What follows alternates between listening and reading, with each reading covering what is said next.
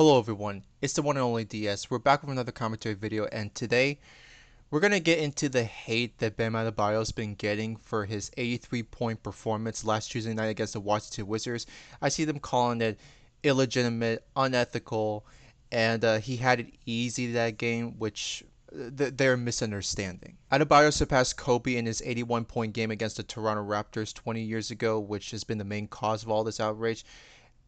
It's pretty petty if you ask me. This specific stat isn't taken away from how much Kobe has achieved and the accolades he has received, and I am comfortable to admit that Kobe Bryant is on a whole other level and he is way better than Bam Adebayo. Like Bam has a long way to go before he reaches Kobe. But since Bam's record in points in a single game is just 2 points above Kobe Bryant's, it turns into a big fucking issue. But we're gonna see what the problem is. So let's get into it. Smash the like button, subscribe channel if you're new, and let's begin. With Bam's 83 points, that only puts him behind Wilt Chamberlain from his 100-point game in 1962, making Bam the second most points scored in a single game. And a huge factor for this is because the Heat at the time were dealing with a few major injuries, like Tyler Hero. It says questionable status, but he didn't play that game. Norman Powell, Kello Ware, Andrew Wiggins. So you could tell from there that Bam had to step up and be the leader. And of course, the teammates behind him are going to give it to him because he has the hot hand. After the news broke out that Bam Adebayo surpassed Kobe, Lakers fans didn't sound too happy. Let's take a listen. Forward, Bam Adebayo scored 83 points.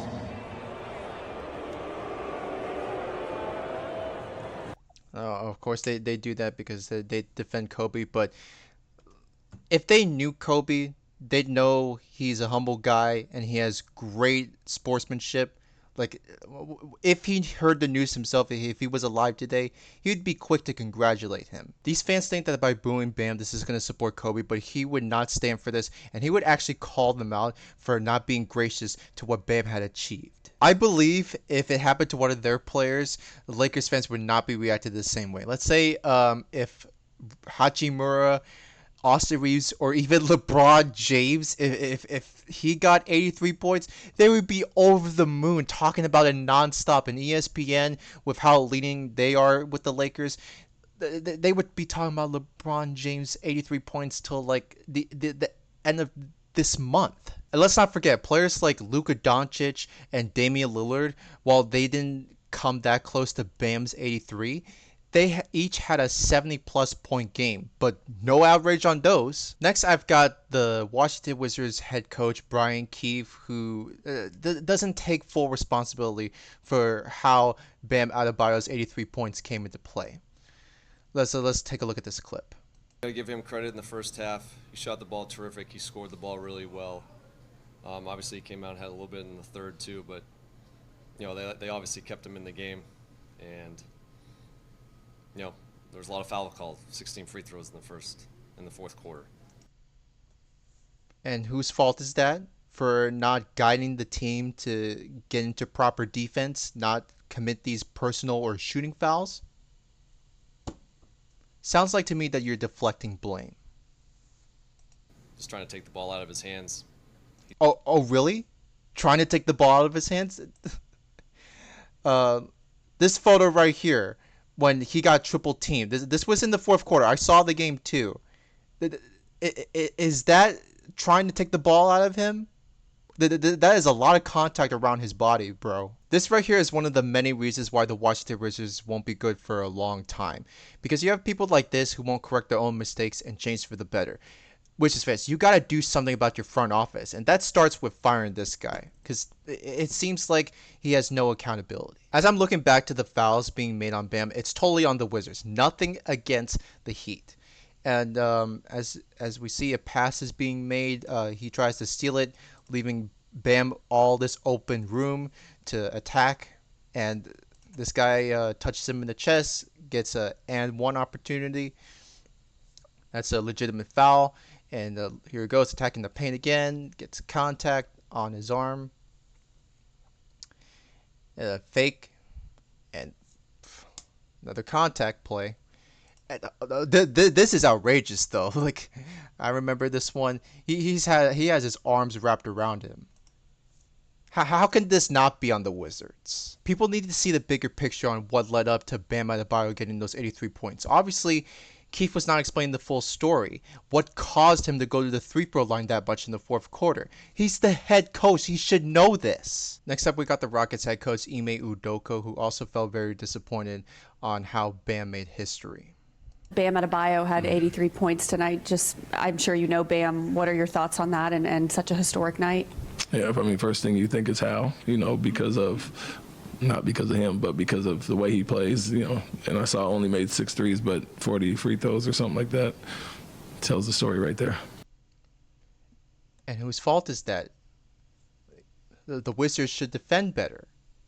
They committed a lot of fouls on Bam. That's how he got that much free throw attempts. This is nothing against Bam.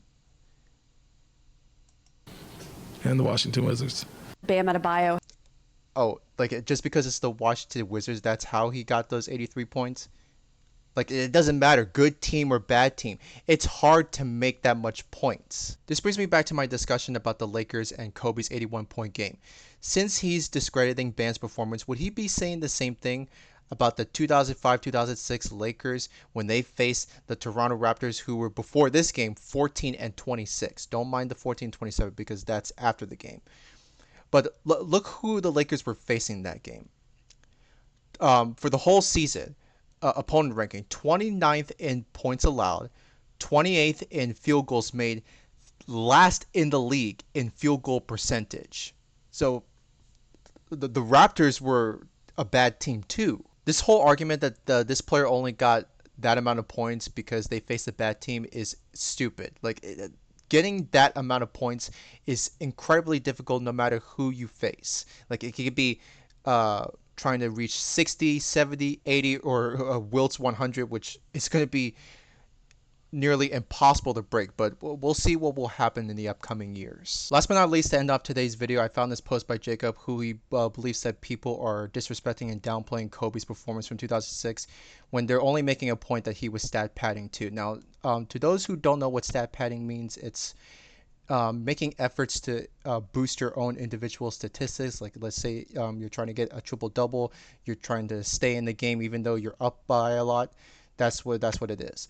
But it's not illegal. Players have done it many times before. Like, this is not a first time thing. Let's continue on with what he said. I won't let y'all tarnish Kobe's legacy and try to rewrite history. I went back and watched Kobe's 81-point game. It was a competitive comeback. Not all game. Like, yes, they were down double digits midway, but they did seal this off with like a quite of a big lead. The Lakers were down the whole game and only took the lead with barely any time left in the third. Not true. They weren't down the whole game. The Raptors even cut it to 9 with 5 minutes left in the fourth. They needed every point of Kobe's to win that game. Every one of those 81, so 74 wasn't enough. He stayed in the game. Look at him. He's attempting those free throws, making it up by 15 with a minute and 47 seconds left. Look at him continuing on. Like, they're not substituting him out. He's they won't show it in this clip, but he stayed until 4 seconds left, and that was when he was substituted out with those 81 points that he had. Again, that is not an issue. The issue is that Jacob does not realize that the Lakers were stat padding for Kobe. They kept him in even when the Lakers were up by a good margin. Funny how he doesn't talk about this very end of the game. It just disproves his entire argument that it was a competitive comeback. They were down the whole game, and they needed every point of Kobe's to win that game. All false. He continues on with, compare that to Bam's 83-point game. It was a blowout for nearly the entire second half. I've just shown that the Lakers were up by around 15 with a few minutes left. You're just being a hypocrite.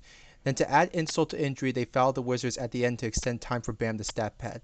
Again, not illegal. Like if they wanted to try in every way to help Bam get more points to make history, then they can do that. If they tried that with Kobe, he'd have reached 100. That would be amazing. If he can get the same points as what Wilt put up, go for it.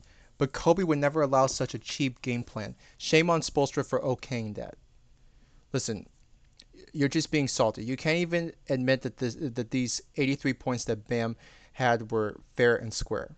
absolutely ridiculous. No matter how you view Bam's performance against the Wizards, it is set in stone that he scored that high. He didn't cheat his way for it. Now, if there was ever an investigation that he was using like performance enhancing drugs, then I can admit that this should not count. But until then, congratulations to Bam for being at this spot in points in a single game. This whole controversy is just an overreaction that will all blow over in a few weeks. And I hope the Lakers fans realize that people like me, we are not thinking less of Kobe. He's still a legend. He's one of the greatest of all time to play the sport of basketball. That's that. But what do you guys think of the backlash surrounding Bam Adebayo? You let me know in the comments. I see that my Miami Heat, we extended our winning streak to 7 games. We barely beat the Milwaukee Bucks. Good for us. I hope we can continue to heat up. And that's going to be it for me. You guys take care. Have a great rest of your day. Peace out. And I'll see you in the next video.